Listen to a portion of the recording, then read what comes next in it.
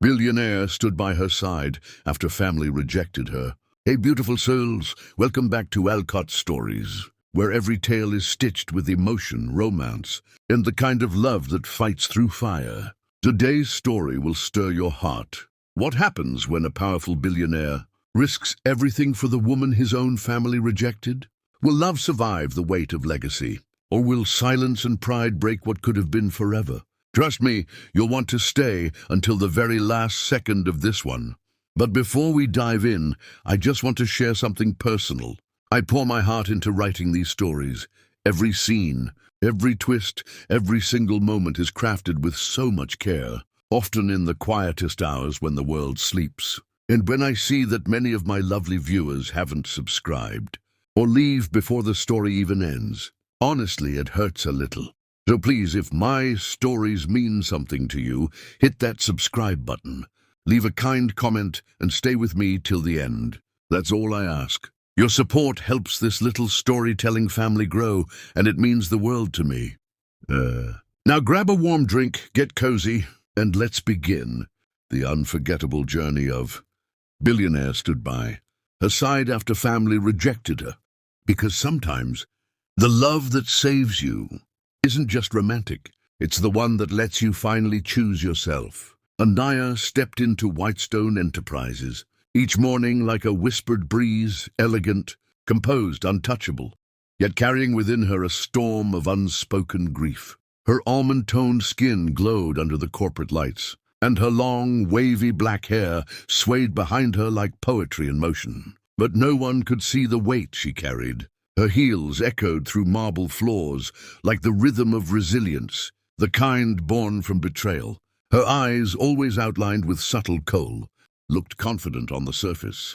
But behind them swirled memories she wished she could forget. Her family, her blood, her roots had turned their backs on her the moment she said no to the life they tried to cage her into. Her father called it shame, her mother disgrace. Her brothers never returned her calls, all because she chose a life of her own making, a life not ruled by dowries and alliances, but dreams. Each morning she passed the reception desk, exchanged polite smiles, and tucked the ache further away, like slipping a photograph back into a locked drawer. She was just a secretary to most, a name in the system, a face beside the coffee orders, but to Chase Whitestone, she was an unsolved mystery wrapped in dignity. He noticed how she always showed up early, never flinched under pressure, and never indulged in office gossip. He observed the way she listened, deeply, with eyes that saw more than they ever revealed. He had everything, fortune, fame, and a name built on legacy. But when she entered the room, something in him softened, as if a melody only she could play had begun. Anaya noticed his gaze sometimes, gentle, searching, but never let herself believe it meant anything. She couldn't afford to hope. She had learned that love came with conditions and expectations, and she was done living for other people's approval. Her desk was her shield, her tasks her escape. She wrote emails like she was writing her future, precise, structured, and determined. Yet sometimes, in moments between work and silence, her thoughts wandered back to the night her family closed the door in her face. It had been raining, her sari soaked, her mother's voice cold, her father's verdict final. She remembered how her heart had cracked in places she didn't know existed. She had left everything behind that night, comfort, familiarity, even her last name. Now she went only by Anaya, the name she gave herself, rising from the ashes of rejection. Chase had once asked her where she was from, and she had only smiled and said, "Everywhere I wasn't wanted." That haunted him. He wasn't the type to care deeply, not anymore. The business world had hardened him, but Anaya's quiet strength unsettled him in ways that made him feel human again. Sometimes he'd linger outside his office just to watch her type, wondering what truths lay hidden behind her steady hands. Other times he'd catch her staring out the window at the skyline, and he wondered what dreams she saw there. She never asked for favors, never played damsel, but there was something noble in her silence, something regal in her resilience. He'd once seen her tearing up in the break room, standing by the coffee machine with her back turned, trying to hide it, but she quickly blinked. it away, and returned to work like nothing happened. That image lingered with him, not because she cried, but because she refused to be broken. He started giving her more meaningful tasks, not because she asked, but because he wanted her closer. He told himself it was business. It wasn't. Anaya noticed the shift, but pretended not to. Her heart was guarded, wrapped in thorns of past pain. She couldn't afford fantasies. But every time he spoke her name, it sounded like a secret waiting to be told. She began to dread and long for Mondays, because that meant she'd see him. She hated herself for it. She was nobody to him, or so she thought. But Chase had memorized her laugh, the way she tucked a strand of hair behind her ear when nervous, how her tone dropped an octave when talking about things that mattered. She reminded him of someone he used to be, before wealth, before pressure, before he learned to wear armor instead of emotion. And Anaya, despite herself, began to wonder, what if someone truly saw her? Not her resume, not her scars, but her. Still, she kept her distance. Love had never been kind to her. She'd been chosen before, only to be sacrificed for status, honor, or tradition. She feared that even the softest heart could one day turn cold. But Chase wasn't like the others. There was sorrow in his silence, stories behind his smirk. And sometimes, just sometimes, she imagined what it would feel like to let someone stand beside her, not to fix her, but to stay. For now, she buried it, tucked the fantasy into the corners of her heart, and focused on emails, calls, and schedules. But somewhere between the coffee breaks and elevator rides, the first chapter of something unspeakably beautiful had already begun. That night, the office floor was nearly silent, bathed in the dim gold hue of desk lamps and the city lights, bleeding in through glass walls. The world outside was sleeping. But inside the Whitestone Tower, two hearts, so different in rhythm, were starting to echo the same silent ache. Chase Whitestone sat across from Anaya at the long glass conference table, papers scattered between them, though neither was truly looking at the files anymore. His sleeves were rolled up, his tie loosened, the illusion of perfection slipping just enough to reveal the man behind the empire. Anaya was typing softly, her voice occasionally rising to clarify details. But it wasn't about work anymore. There was a fragile energy in the room, an invisible thread neither dared to tug. Then, as if the silence had become too heavy to carry, Chase asked her something simple. "Have you always lived in the city?" The question wasn't on the agenda. It didn't need to be. Anaya hesitated, her fingers stilling over the keys, and then she looked up with eyes that held a history too long for her young face. "No," she said, her voice quieter than the ticking clock. "I used to live somewhere I was never really seen." Chase leaned back, surprised by her honesty. He didn't push, but something shifted in her posture, a wall beginning to lower. She told him piece by piece about a home built on expectations and silence, about dinners that tasted like shame, about a future mapped by everyone but her. Chase listened, really listened, not the way CEOs half listen in meetings, but the way a man listens when every word carves itself into his bones. He didn't interrupt. He didn't offer empty sympathy. He just let her speak, her voice steady even as her hands trembled slightly, betraying the years of control she had mastered. She said she left without anything, no inheritance, no apologies, just her name and a suitcase. Chase sat with her pain like it was sacred, not something to be solved, but something to be honored. And then, before he could stop himself, he told her something he'd never admitted to anyone, that being rich hadn't saved him from being unloved, that his father built empires but couldn't build a connection, that his mother taught him to smile for cameras but never taught him how to feel. He spoke of dinners in silence, of victories that felt like nothing, of betrayal behind boardroom doors. For the first time he dropped his shield, not for investors, not for family, but for her. Anaya blinked, stunned, not by the story but by the rawness. She had seen his power, but this was the first time she saw his wounds. And in that moment, something passed between them that no contract could ever bind: recognition. They were different in skin, in status, in upbringing, but they knew the ache of being cast aside. They were survivors of invisible wars. Chase reached for his glass of water, but paused. his hand brushing the edge of her notebook. He didn't apologize for the touch, and she didn't move it away. The air shifted. Their breath synced. They were no longer boss and assistant, billionaire and secretary. They were simply two souls cracked open by quiet courage. Anaya looked at him, her expression unreadable but her heart louder than ever. She didn't want pity. She didn't want promises. She wanted to be seen, and in his eyes, for the first time, she felt that she was.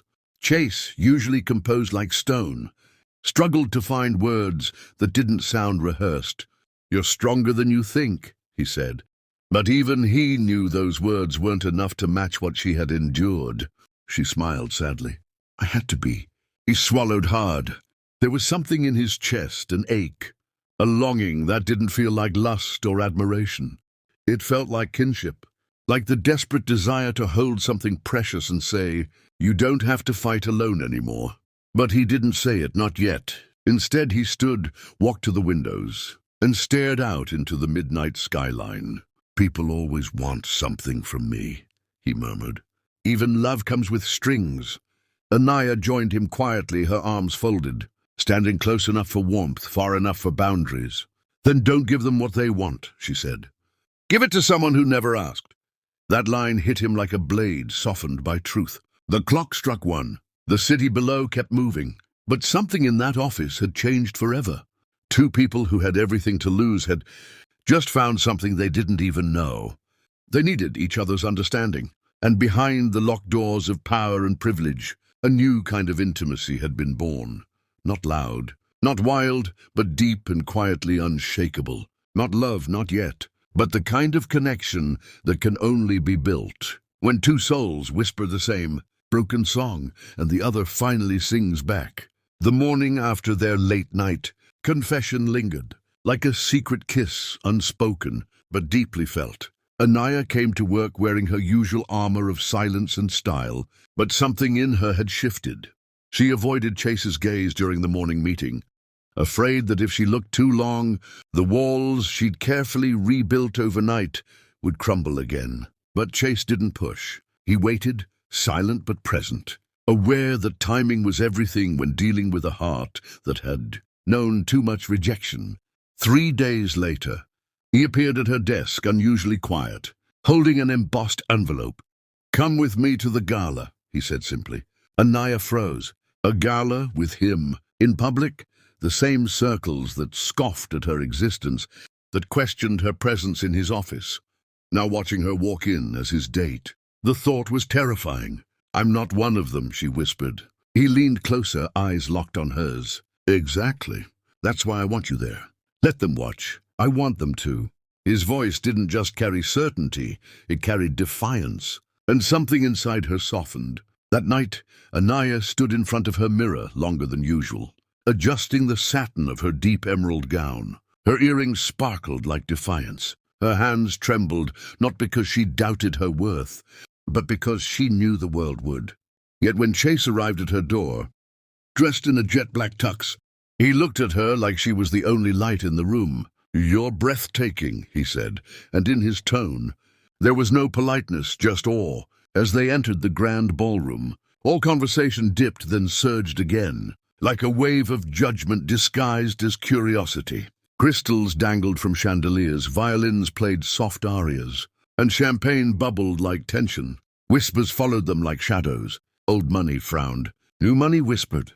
But Chase held her hand, never letting it go, never pretending she wasn't exactly where she belonged. He introduced her as Anaya Rain, the most brilliant mind I know. Not as a secretary, not as a guest, but as someone whose presence deserved recognition. She smiled through the stares, the smug greetings, the too long glances at her skin, her dress, her difference. But she stood tall, like a queen with invisible scars no one could measure. He saw the slight tremor in her fingers. When a socialite brushed past her with a smirk, he gently squeezed her hand, grounding her. They danced once, slow, elegant, the crowd parting for them.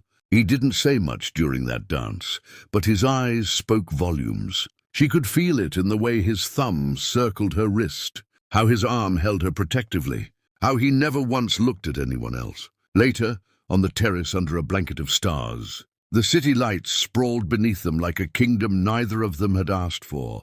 Anaya leaned on the railing, breathing in cold air and her own doubts. "They'll talk," she said. Chase stood beside her, silent for a beat. Then turning toward her with a gaze as serious as a promise, he whispered, "Let them talk. You're still the best decision I've made." Her heart stuttered. He wasn't trying to charm her. He meant it. The city noise faded. Her past faded. And for a moment there was only him. He brushed a strand of hair from her cheek, his hand lingering at her jawline. Not demanding, not desperate, just present. The kiss came like dusk, slow, quiet, inevitable. It wasn't rushed. It wasn't fiery. It was full of everything they hadn't said. It held her sorrow, his loneliness, their shared ache, and the fragile beginning of something they both didn't dare to name. When their lips parted, they stayed close, foreheads touching, breaths mingling. "I don't want to hide this," he whispered as if confessing a dream. "Not you, not us." And for the first time, Anaya didn't flinch at the idea of being seen. That night wasn't about glitz or status. It was about truth spoken in silence, about a man who could have anyone, choosing her without apology. As they returned inside, hand in hand, she realized this wasn't just a dinner. It was a declaration, a line drawn, a vow sealed under starlight. The morning after the gala, the city woke to headlines, ablaze with speculation, tabloids, splashed with photos of Chase and Anaya, arm in arm, caught mid-laughter, mid-kiss, mid-sin in the eyes of the elite. Within hours, phones buzzed, boardrooms trembled, and Eleanor Whitestone, the icy matriarch of the Whitestone Empire, made her move. She summoned her son with a voice that chilled even through text. Chase arrived at the Whitestone estate, where memories were lined with marble and misery, the walls whispering judgment before a word was spoken. Eleanor sat like a queen behind crystal glasses and porcelain threats, flanked by uncles in tailored suits and cousins who smiled with daggers. "This ends now," she said, not as a plea but a command. Chase stood firm, jaw clenched, the warmth of Anaya's kiss still ghosting his lips. "I'm not your puppet anymore," he said. They threatened to pull investments, unravel deals, even fabricate scandals to destroy Anaya's name. One cousin casually mentioned her immigration background, though legal. They'd twist it. Another hinted at frozen company accounts. Eleanor's final blow came quiet but cruel. "You'd really throw away your blood for a secretary?" Chase stared at her, his voice low and lethal. "I'd throw away everything for someone who makes me feel alive." Then he walked out, leaving legacies and expectations crumbling behind him. But he told Anaya none of it. He couldn't bring that venom into her world. So he returned to the office the next day, like nothing had happened, handing her files, making her coffee, stealing glances that held secrets. Anaya sensed a strange tension in his eyes, like he was bracing for something. But before she could ask, the storm found her first. Eleanor arrived unannounced, swanning through security with the entitlement of old money, heels clicking like bullets across the floor. The office froze. Assistants whispered. Anaya looked up from her desk, just in time to see a hurricane and designer silk approaching. "So this is where you hide," Eleanor said loudly. The entire floor a captive audience. Anaya stood slowly, spine straight but heart slamming. "Excuse me," she said, voice controlled but shaking. Eleanor's smile was venom dipped in diamonds. "I wanted to see the woman my son's throwing away our name for. Tell me, how much did you cost him?" Gasps rippled through the floor. Anaya's breath caught. Her skin burned. Words failed her, not because she was weak, but because she never imagined being reduced like this, so publicly, so viciously. Eleanor leaned closer. "You're a phase. A stain. He'll wake up." Chase's office door burst open then, his voice thunderous. "Mother, get out!" The silence that followed was deafening. Eleanor didn't flinch. "You didn't tell her, did you?" she said, eyes narrowing. "About the deals you lost, the threats, the inheritance you walked away from." Anaya looked at Chase, stunned. "You didn't tell me?" she whispered. He reached for her, desperate. "I didn't want you to feel responsible. I was protecting me?" She laughed bitterly, tears pooling. "By letting me walk blind into war?" She stepped back, breath ragged. The humiliation, the blindsiding, the betrayal. It wasn't just Eleanor's words that broke her. It was Chase's silence. She left the room in silence. Not because she was defeated, but because staying would mean crumbling in front of them all. Chase stood there, shattered, watching the woman he'd chosen walk away, his love now wounded by the truth he thought would shield her. Eleanor's smile returned. "She'll leave. They always do." But Chase didn't reply. His eyes followed Anaya's retreating figure like a prayer on the edge of collapse, knowing he had won the war against his family, but possibly lost the one woman who ever made him feel worth saving. The office felt colder without her, as if Anaya had taken the light with her when she walked out. No resignation email, no forwarding address, just a silence that echoed louder than any goodbye. Chase sat at his desk, staring at the empty chair across from him, fingers curling into fists as he fought the urge to tear everything apart. He'd faced boardroom betrayals, economic crashes, and hostile takeovers, but nothing prepared him for the quiet agony of not knowing where she'd gone. He tried everything, called her number until it disconnected, sent roses to her old apartment only to have them returned, begged mutual contacts for clues. But Anaya had vanished like smoke. What he didn't know was that she had checked into a one-room, flat miles away from the chaos, where the heating barely worked and the windows groaned at night. She curled into herself for days, not eating, not sleeping, just staring at the ceiling, wondering how love had become yet another battlefield. But in that quiet, something stirred. A forgotten hunger, a calling. She reached into an old cardboard box beneath her creaky bed and pulled out her camera, the one her father once called a waste of time, the one her mother said was too wild for a girl. Dusty, aged, but still intact, her fingers shook as she charged it, afraid of the memories it carried, but even more afraid of the life she had allowed others to control. She started walking the streets, capturing women the world had stopped seeing, mothers in hijabs pushing strollers, grandmothers selling flowers in the rain, girls with scars who still smiled. Their eyes told stories no microphone ever would. Each click of the shutter was a heartbeat returned, a piece of herself recovered. With trembling hands, she uploaded her first series online, titling it Unseen Women. She didn't expect much. But overnight, the post exploded. Comments flooded in, women across the globe thanking her for telling their story, for showing beauty where the world saw burden. She cried, not because of the attention, but because for the first time she was heard without apology. Magazines reached out, podcasts invited her. Her inbox overflowed. Yet amid the praise, her heart remained split, one half beating to the rhythm of her rebirth, the other still aching for the man she once trusted. She missed Chase, not his wealth, not his world, but the way he made her feel seen in a world that tried so hard to erase her. But she needed to know who she was without his shadow. Meanwhile, Chase watched her rise from afar, having found her photos through a trending news feature. The headline read, "From assistant to artist, the woman giving, voice to the forgotten." He stared at the photo accompanying the article, Anaya in a thrifted coat, crouched in an alleyway, capturing a homeless mother's portrait. Her eyes weren't sad. They were fierce, free. He knew then he had lost something sacred. But a strange peace accompanied the heartbreak, because, even if she never returned to him, she had returned to herself.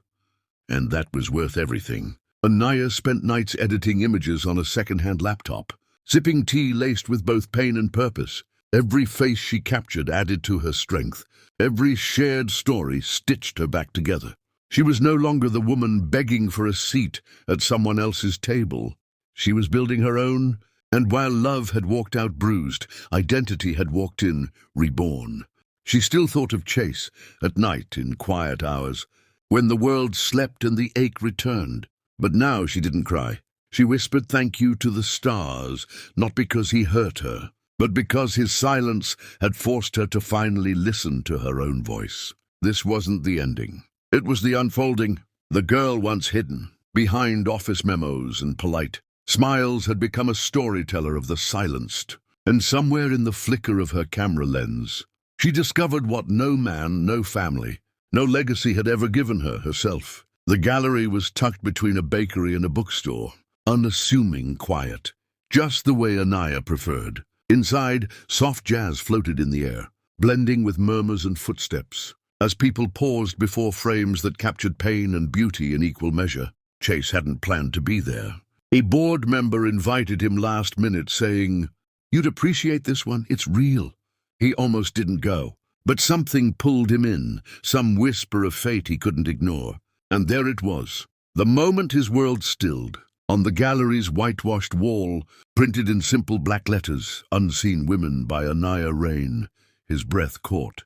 His heart betrayed him, slamming against his chest as if trying to run toward her. He didn't need to see the first photo to know this was her soul, spilled across the frames. But he stepped closer anyway. And what he saw wasn't just photography, it was resurrection.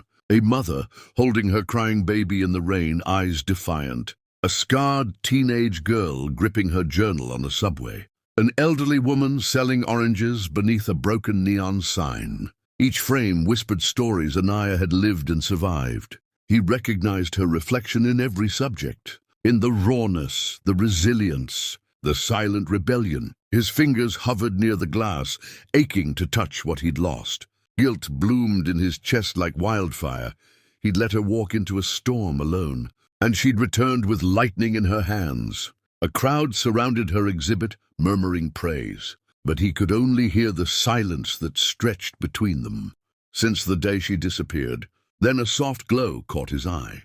Toward the back, a narrow hallway led to a smaller room, warmer in hue. And there, under a string of fairy lights, standing beside a display of portraits and handwritten captions, was Anaya, her hair tied loosely, sleeves rolled, camera hanging from her neck like a badge of survival. She turned slowly, sensing something beyond the hum of the crowd. And when their eyes met, time collapsed. No words could recreate the weight of that gaze. Two souls remembering everything, forgiving nothing, and yet wanting only one thing, each other. Chase stepped forward, cautiously, reverently, like a man entering holy ground. Anaya didn't move, but her breath caught, her eyes shimmering with something between disbelief and recognition. He stopped a few feet away, unsure if he was welcome, but her silence invited him. She broke it first, her voice low, fragile but certain. "You stood by me when I couldn't even stand for myself." His throat tightened. His fingers twitched. And then, slowly, as if reaching into a memory, she held out her hand. Chase took it gently, but not possessively, not as a man reclaiming, but as one returning. His touch was different now, not urgent, not desperate, but respectful, steady. His voice trembled as he asked, "May I walk beside you? Not lead, not fix, just walk." Anaya smiled then, a quiet, wounded smile, the kind that blooms from deep soil. She nodded, eyes glistening. Around them, no one noticed the miracle unfolding. But in that moment, it wasn't about spectacle. It was about two people who had been broken in different ways, finding the courage to try again, not because the past was erased, but because the future still had room for healing. She led him around the rest of her exhibit, hand in his explaining each story, each subject. He listened, not like a man chasing redemption, but like one willing to earn it slowly. She showed him the final frame, a self-portrait. Eyes fierce, jaw lifted, captioned, "The woman I almost forgot." Chase swallowed hard. He didn't speak. He didn't need to. And as they left the gallery hand in hand under the moonlight, Anaya looked up at him, not as a savior, not as a billionaire, but as a man who'd finally learned to ask, not take. And for the first time in months, they walked forward, not toward a fairy tale, but toward something far more real. The days that followed the gallery were quiet but full, of rebuilding, of relearning, of rediscovering what love looked like when it wasn't cloaked in silence or sacrifice. Chase no longer tried to sweep pain under luxury's rug. Instead, he walked through it with her, barefoot and unafraid. They met over coffee now, not contracts. He showed up to her shoots, quietly holding reflectors or bringing her forgotten lens caps, proud not of her success, but of the fire that fueled it. When she laughed now, it reached her eyes. When he held her, it was with both reverence and gratitude. But the world wasn't as kind. Headlines spun. critics whispered. Investors grew cold. The pressure mounted again, this time louder, more public. So Chase, never one for half measures, called a press conference. The room was packed, journalists, shareholders, board members, all expecting a pivot or apology. Instead, he stepped to the podium and took Anaya's hand, guiding her beside him. Cameras flashed. Murmurs rose. "This is Anaya Rain," he began, his voice calm but thunderous. "She's not just my partner in love, but in vision, in courage, in truth. She is the reason I've remembered who I am beneath all this glass and power." The room stirred. Some applauded, some scoffed, but Chase didn't flinch. Eleanor, seated in the front row in her ice-white suit, stood abruptly and stormed out without a word, heels clicking like a final verdict. Chase never looked her way. His eyes stayed on Anaya, who stood taller than she ever had, not needing his validation, but finally accepting that she was worthy of standing in any room, beside any man on her own terms. Weeks turned into months. Their love grew not in spectacle but in subtle, sacred ways, notes left on pillows, meals shared in quiet corners of the city, long walks where no one needed to speak. Then one crisp evening, beneath an archway of jasmine woven with lights, Anaya walked toward him, dressed not in extravagance, but in elegance born of knowing her worth. Her gown flowed like poetry, her hair crowned in gold pins, her steps measured, proud. The guests rose, but Chase remained rooted until she stood before him. Then slowly, in front of the world, the billionaire bent, not to propose, for the promise had already been lived, but to kneel in awe, not to claim her, but to honor her. His eyes shimmered as he took her hand and pressed it to his lips. "I was born into power," he whispered, "but I found purpose when I found you." Anaya's breath hitched, her heart echoing in her chest like thunder behind silk. The ceremony was simple, vows written in ink and soul. She promised to never shrink again for love. He promised to never ask her to. Rings were exchanged not as symbols of ownership, but of alliance, of choosing each other freely, wholly, eternally. And when they kissed, it wasn't fire or frenzy, it was peace, the kind you find after surviving storms. The crowd erupted. Petals fell. Cameras caught a man who had once conquered empires, now smiling like a boy who'd just found home. That night, beneath stars and soft jazz, Anaya danced barefoot on the lawn, while Chase watched from a distance, marveling at the woman who had once been his assistant, now the axis of his entire universe.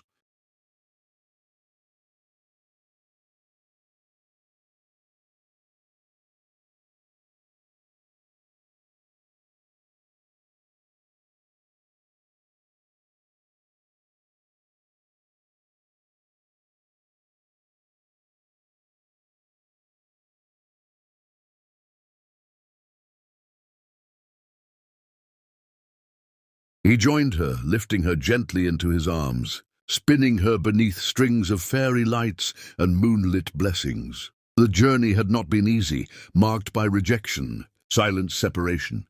But love, true love, had not abandoned them. It had simply waited for them to become who they needed to be. And as laughter echoed into the night, as vows lingered on skin and soul, when truth settled deeper than all, she had not just been chosen, she had chosen herself first, and in doing so, taught a billionaire how to love without fear, without pride, and without condition.